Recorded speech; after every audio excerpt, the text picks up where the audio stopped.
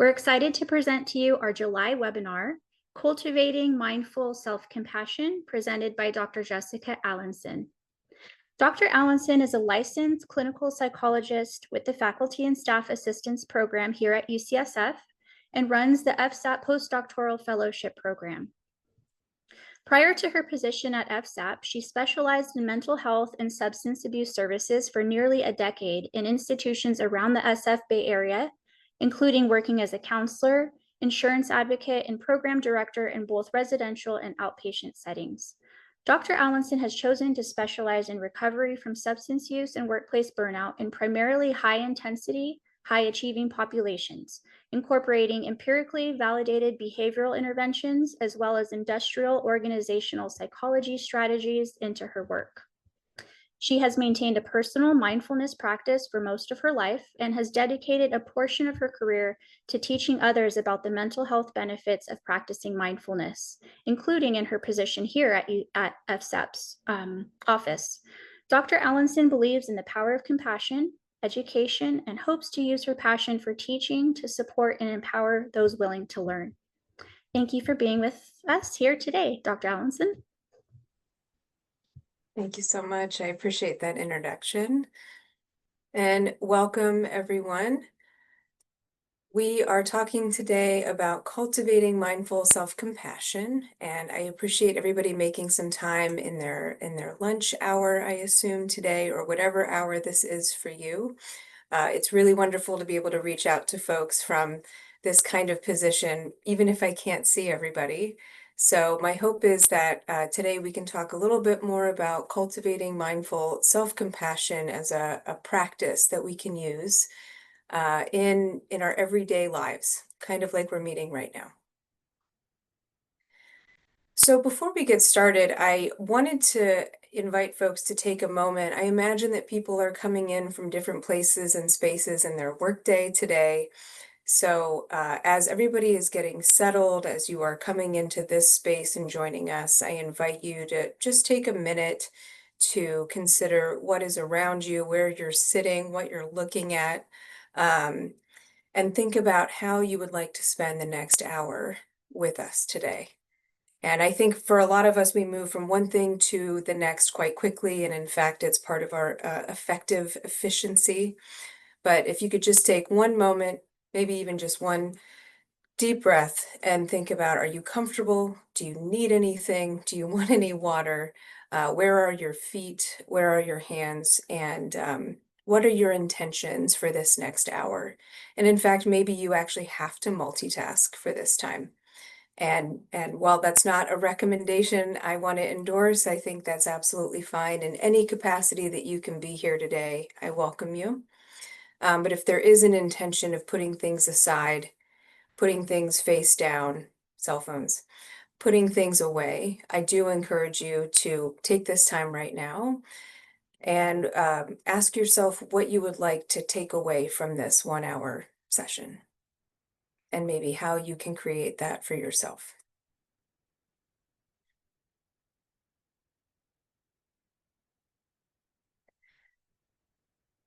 So today's experience is about cultivating self-compassion. But before we get into the practice of self-compassion, I want to lay a little bit of groundwork for why, in particular, I find this topic so important, so valid, so relevant in the community that I work in here at UCSF and in the general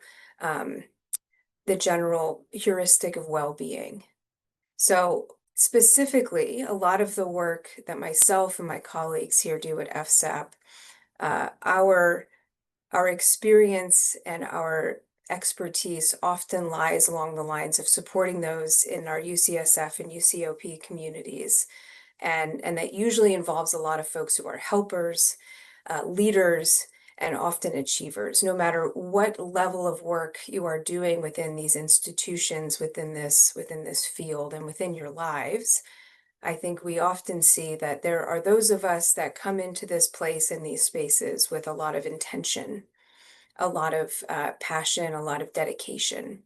And the reason we often talk about mindfulness and self-compassion is because that under stress and certainly uncertainty, those of us that might feel like helpers or leaders and achievers, either at work or at home, we might have a higher tolerance for stress, particularly initially, right? The big event happens and we are the first ones that are in action. Maybe we're the ones that are starting to direct the flow, right, of chaos. Or maybe we're the ones that are a really good wingman for the person who's sort of navigating the initial problem. But in general, we see that a lot of folks who identify as good helpers, leaders, achievers, people that really care about the work that they do every day, they often have a really high ability to tolerate stress. It also means that they're likely to tolerate things like mistakes or last minute changes a little less well. Effectiveness often relies on predictability of the environment, of the situation, of the rules of the game, if you will. And so having a low tolerance for mistakes of the system or yourself even, or changes that are last minute or feel very disorienting can be really difficult for folks that are navigating these kinds of roles in their day-to-day lives. And I know we might have mentioned this when we put out the communication about this webinar, but when we talk about things like roles like helpers, we're thinking about folks that have families, they maybe support parents, they support their children, they support partners, maybe they support at work, either administratively or very directly in patient care. So helper, leadership, achievement, all of these things are quite self-defined.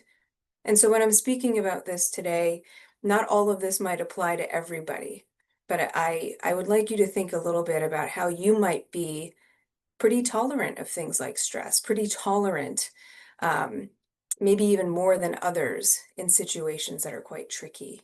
So when we think about what it feels like to be under stress or living in uncertainty, especially at work and at home, there might also be a component of being somebody who signals distress in a quieter way. Signaling distress would be like asking for help, even engaging in expressions of anger, frustration, concern, right? There's a lot of ways that we can let other people know that we are doing well or that we need support. And what this is called, what these processes are called, are adaptive protective programs. So this is a version of the way that we engage with the world that might mean that we are good in a crisis, but it also might mean that we don't provide ourselves what we often offer to others very freely. So we can adapt, we can predict, we can help, we're very effective and efficient, but it doesn't always translate into a sustainable experience of self. And that might mean that we have a more active inner critic, right? The version of us that's looking at what we do every day and saying, oh, I feel like you could have done that better, or how could you even think to do that? You know, those voices that give us feedback that might offer some helpful and unhelpful ways that we could do things better. We might compensate by working more, right? Trying to navigate the system that's feeling ineffective by putting more energy and effort into it. And we might also become more conflict avoidant, the more exhausted or tired that we get under stress or duress. We might actually just start to back away from things that we normally would jump into and look at, head on. And sometimes it can also mean that we start to become more confrontational.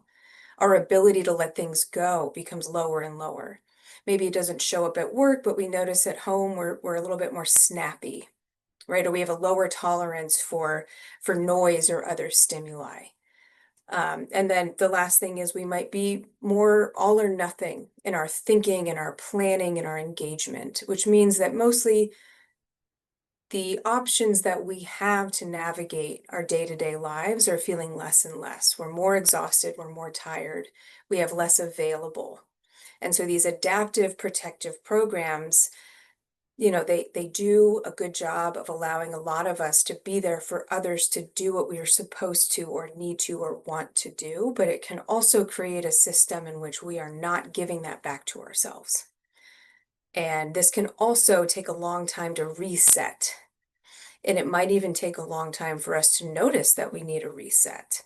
So one of the ways that we can offset some of these adaptive programming, sort of experiences is using a practice like mindfulness, and in particular, mindfulness and self-compassion practices. So if anything that I just said resonated, or even if it didn't, this is why we are here today. And this is what I'm hoping to offer folks an insight into and a little bit of practice today so that you can experience for yourself if this is something that might be helpful.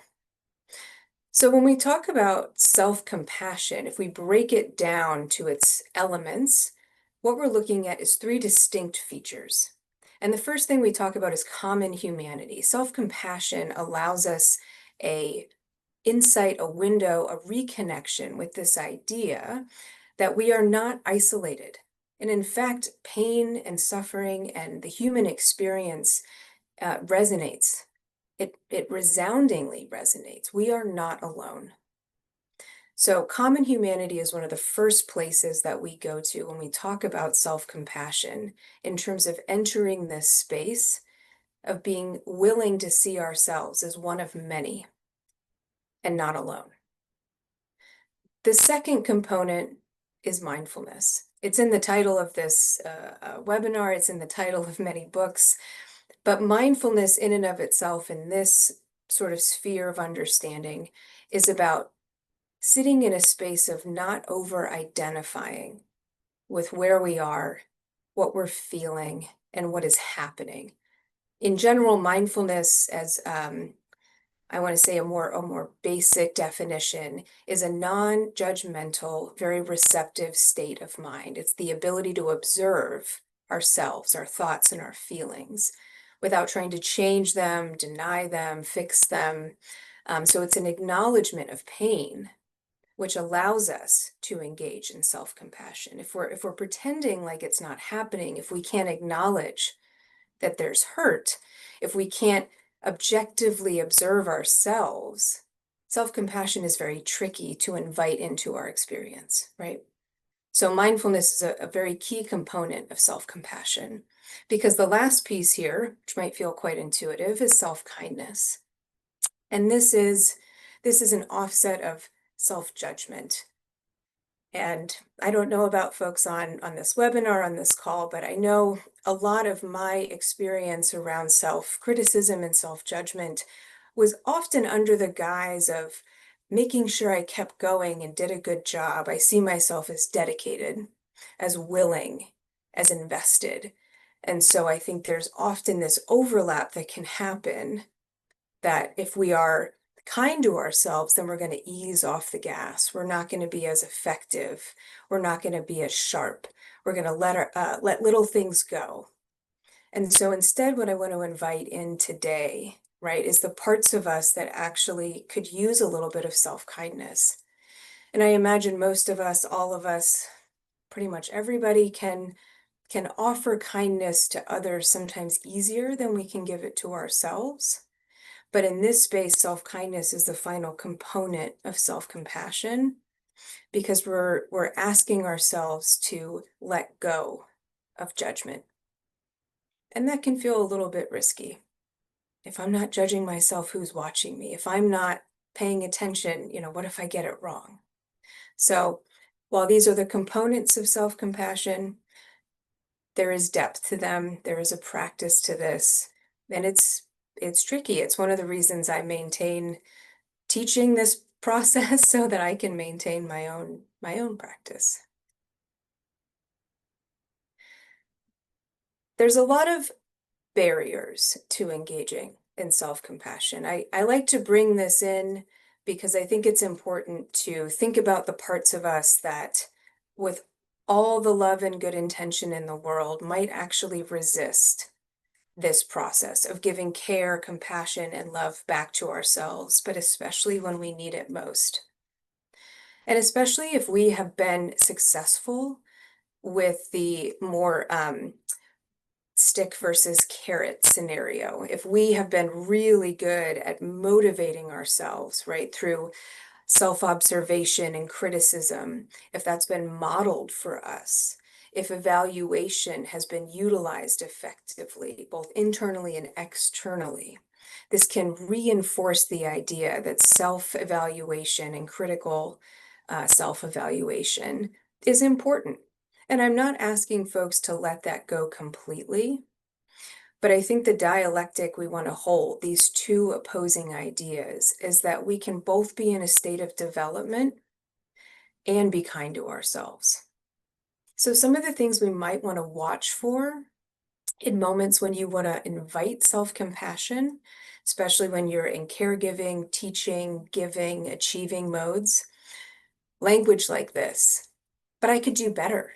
I could do better. I know myself. I know I can do more. This is not the time for me to be nice to myself. I can do this better. I'll get complacent.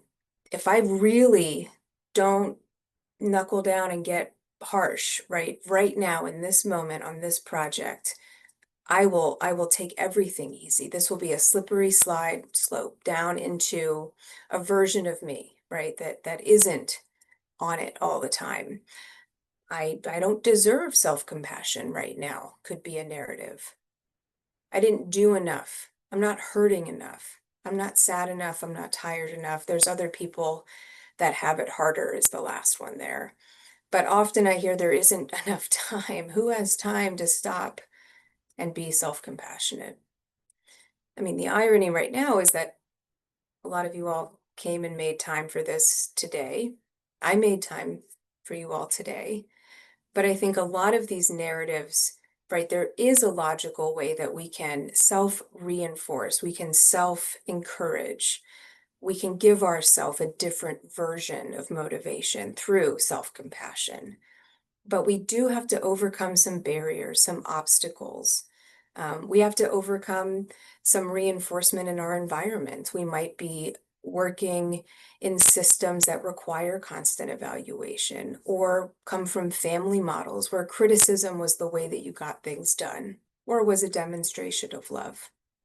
So, in no way, shape, or form do I want to say that this is easy. But I think it's important to notice what our barrier narratives are to accessing our own self compassion, because that's going to help us understand when we actually need to activate new messages of self compassion. And these practices can be done in short or long moments. But essentially, when you start to narrow in on your own barrier narratives, I think we become more effective at helping ourselves at the right time, in the right place. And it's a practice. I think it's important to mention that the benefits of mindful self-compassion practice is quite well researched. You know, at this point, there are thousands of research studies that have demonstrated both the mental and physical benefits of self-compassion practices. So, for example, a lot of the research shows that those who are expressing greater self-compassion demonstrate better well-being. They often describe themselves as more happy. They experience what they describe as higher life satisfaction, self-confidence, but also, I think this is interesting, physical health tends to go up. So the correlation between self-reported self-compassion scores and people's physical health are positive. It's also important that folks that practice self-compassion and demonstrate higher self-compassion, they show less depression symptoms, less symptoms of anxiety and stress, but particularly shame. So for a lot of us that have ideas about how we should be in the world, how things should go, what excellence looks like, what the highest level of our, achievement can look like, shame and embarrassment can be a bit of a lurking sort of critical thought loop. And so self-compassion is a really concrete practice that we can use to offset that system that is reinforced, that shame creates change when we are wanting to do well or wanting to engage well. And the last thing I'll mention is that people that practice mindful self-compassion, they are less likely to avoid negative emotions. We become more accustomed to inviting in the things that hurt. We can self-acknowledge, self-validate, right? Human experiences. And so my hope is, as we go through a practice here, that you'll be able to experience these components in real time.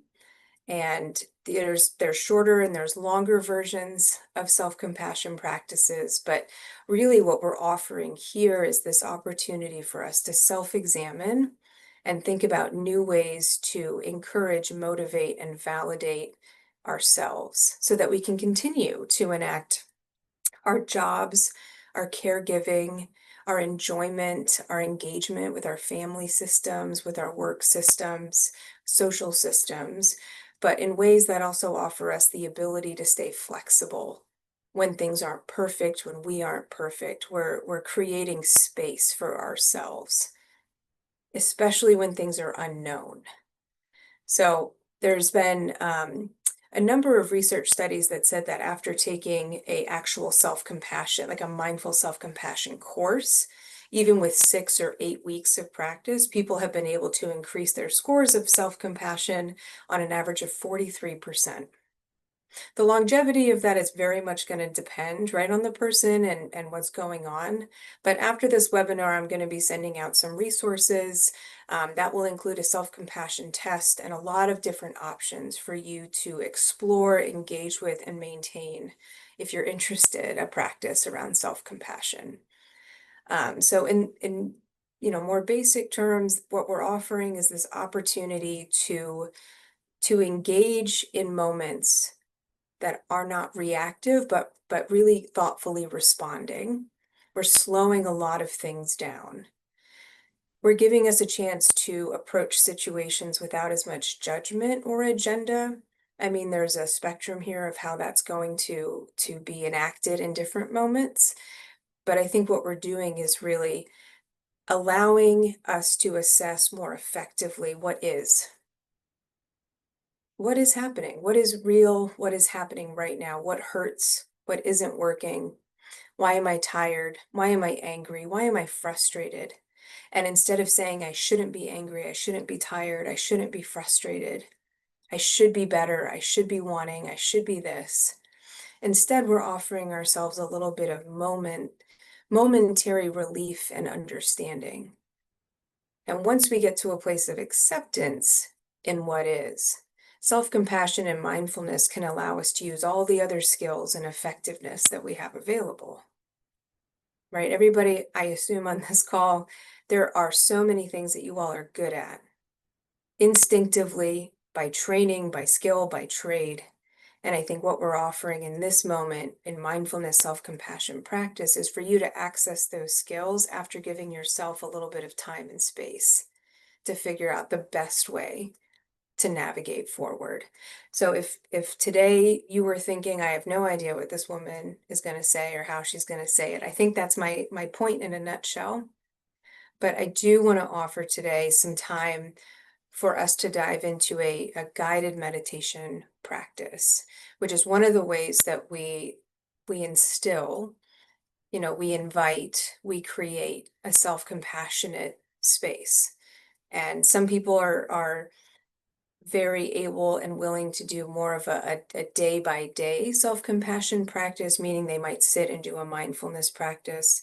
I will speak at the end about other ways we can do mindful self-compassion practices that are more in the routine, things like skincare or hygiene, mindful eating.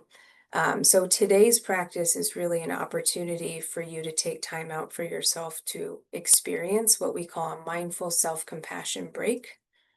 But I'm also going to offer a lot of different ways that you can invite the same concept into your day-to-day lives and routines.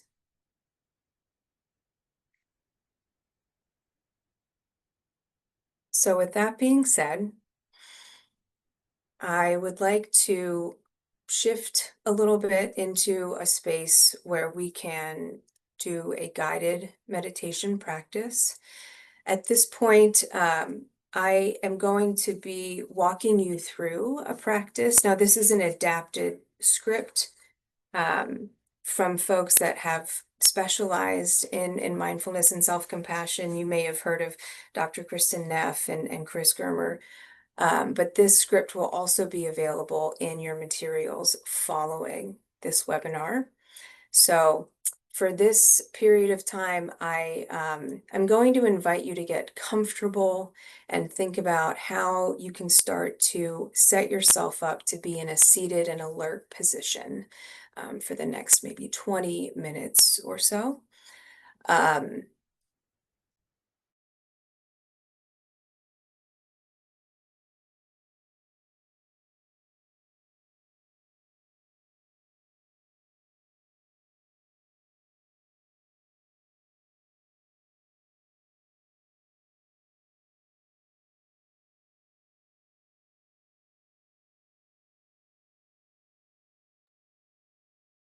I just realized that I had muted myself. My apologies.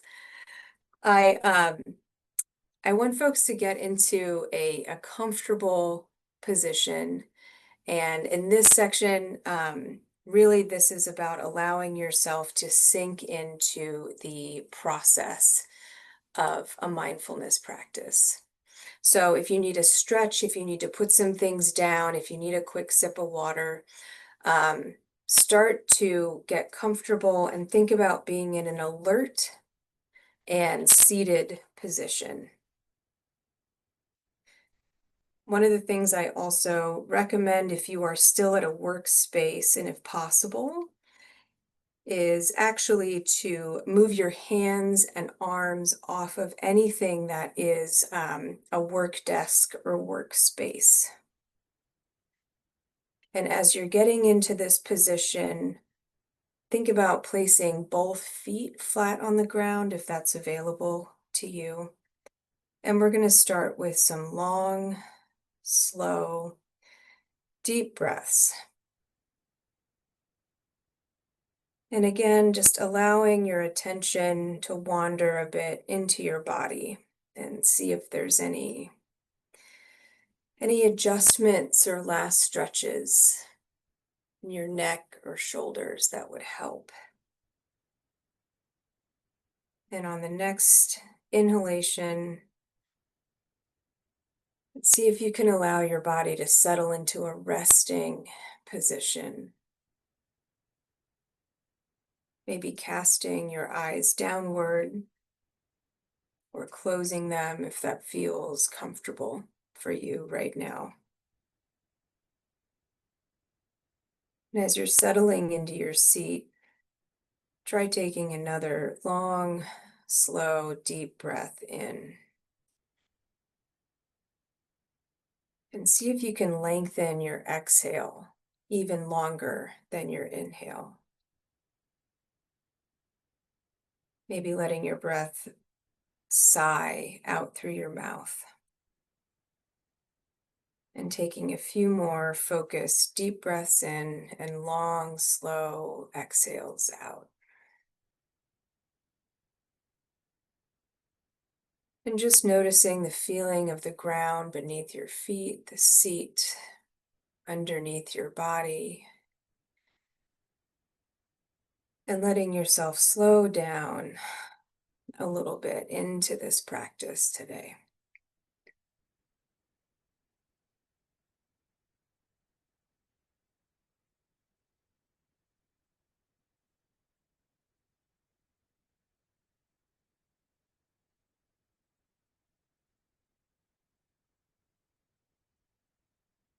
And as you're settling in and getting a little bit more in touch with your breath and your body, I am going to invite you to bring to mind a situation in your life right now that is causing you some mild distress. Maybe something that is recent, maybe almost trivial, but is sitting close to the surface of your awareness.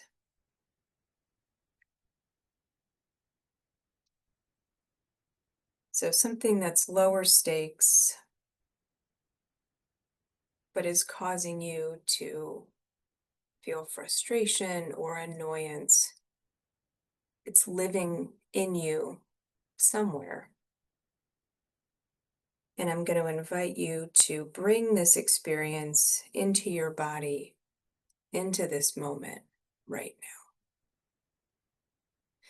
If your inclination is to look for something more intense or more rigorous, I'm just going to invite you to notice that as we're beginning this practice, this is like the emotional gym, and it's okay to start, right, with lighter weights, lighter intensity.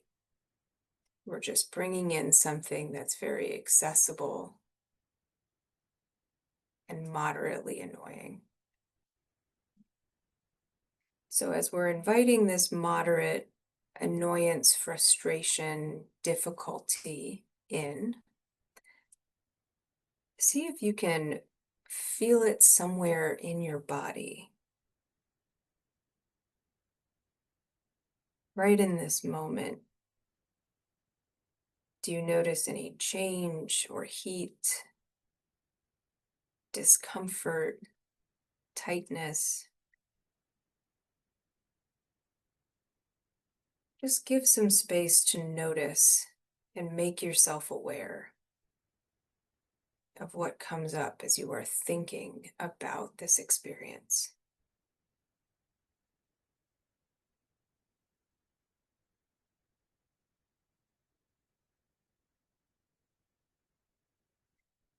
I invite you to stay present with the sensations as they arise, but also the narratives about your distress. Maybe there's some stories that start to crop up in your mind, and just allowing them to be completely there right now. And with this experience fully present in your body, in your mind, try saying to yourself, this is a moment of pain.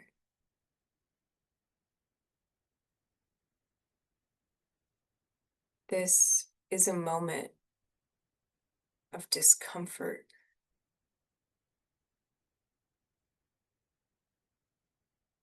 This is a moment of struggle.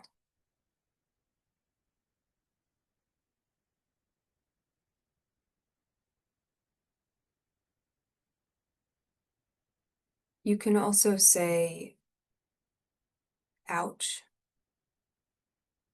or this hurts. This is stressful.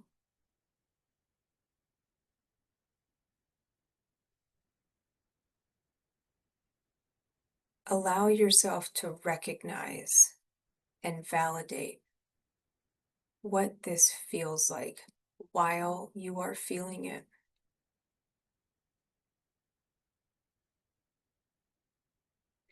To embrace this experience right now, fully, without judgment, and without trying to make it be anything other than what it is.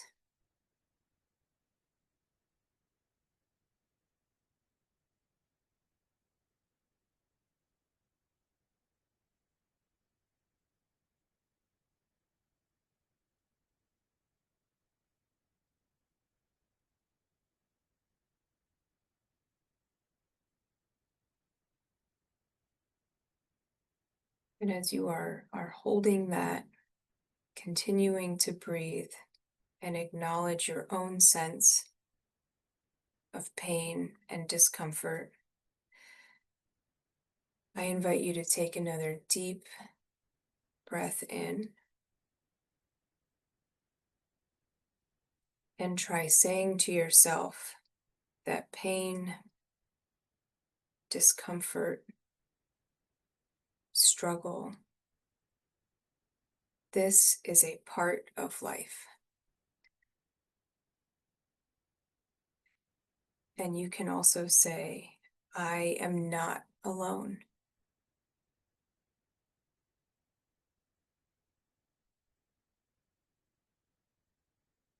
We all struggle.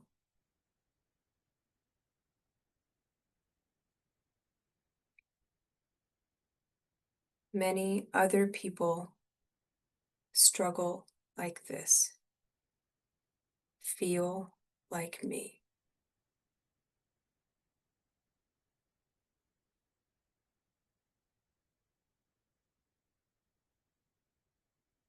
And allowing yourself to sense right through your feeling of pain, discomfort, frustration. Notice that you are feeling what others may be feeling, have felt, will feel, are feeling right now.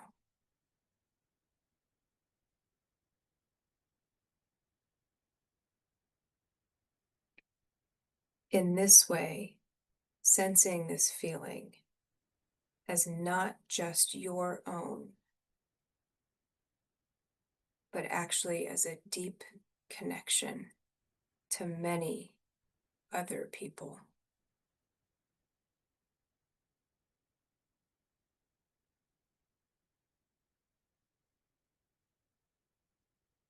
And you can take a moment to sit in this place of acknowledgement of shared experience.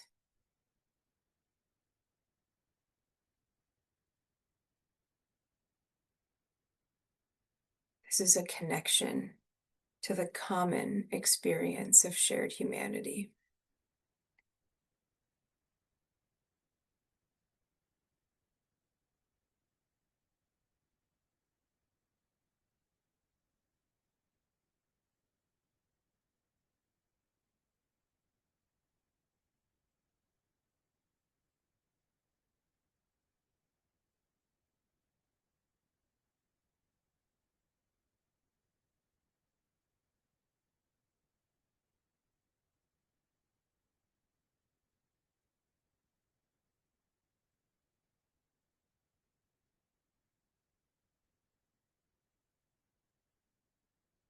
And holding that experience of shared pain, common humanity, self-validation.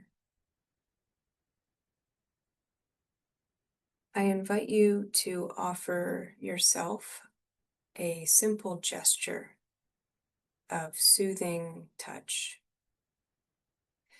And this can be as simple as putting a hand over your heart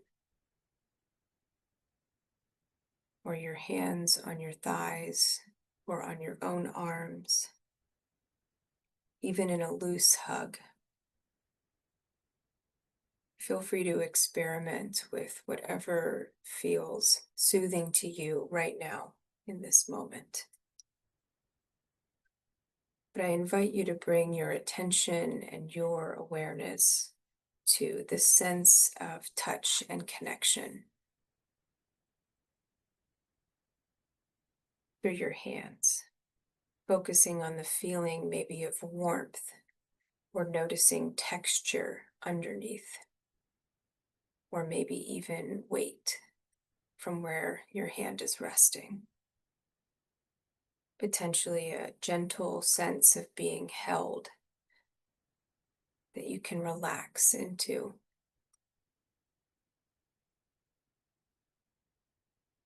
Maybe evoking a sense of safety, assurance,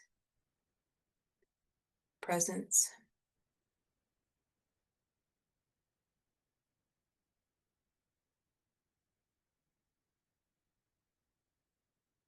And on your next inhale, see if you can actually feel your breath coming in through where your hands connect to yourself. Noticing the warmth, presence, pressure,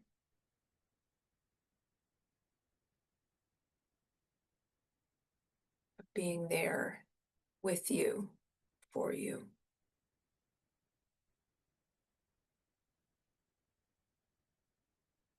And you can say to yourself, may I give myself what I need.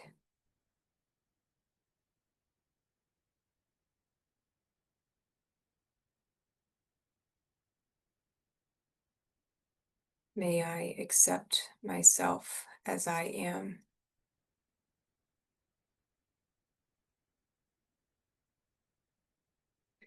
May I begin to accept myself right now.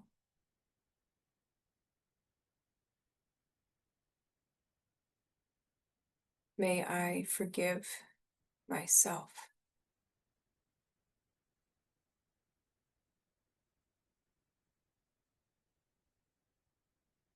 May I be patient with myself.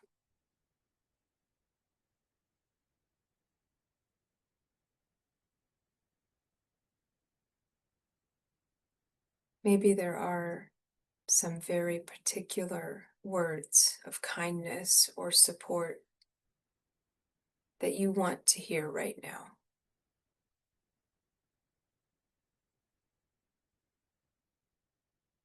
What do you need to hear right now?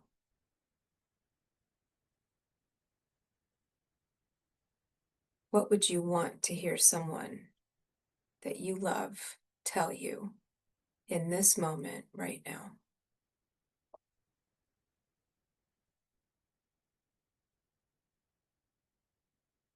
Can you repeat that to yourself?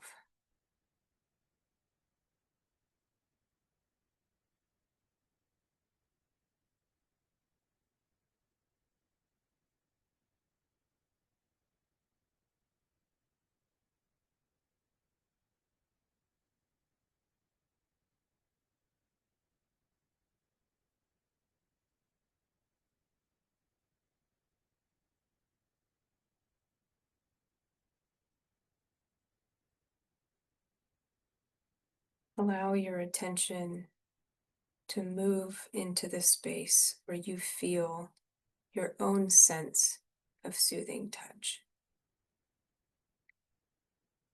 And see if you can repeat your self-compassionate phrase, maybe 2 more times, really allowing it to sink in.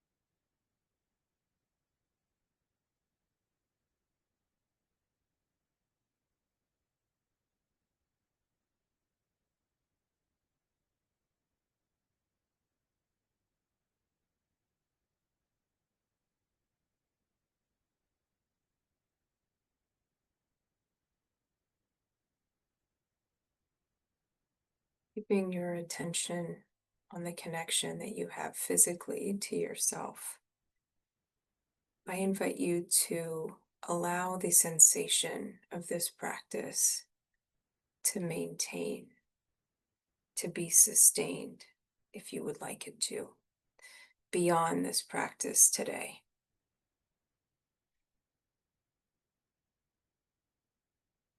And taking a deep breath in and letting it out through your mouth.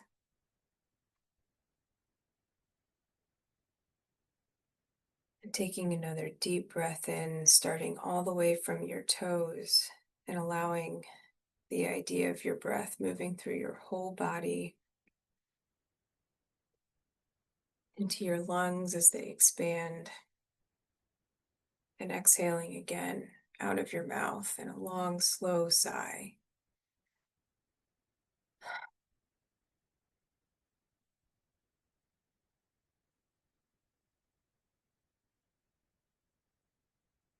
I invite you to offer yourself gratitude and appreciation for taking the time that you did today for this practice.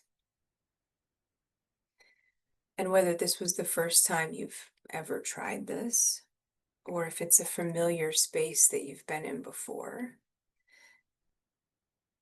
I welcome you.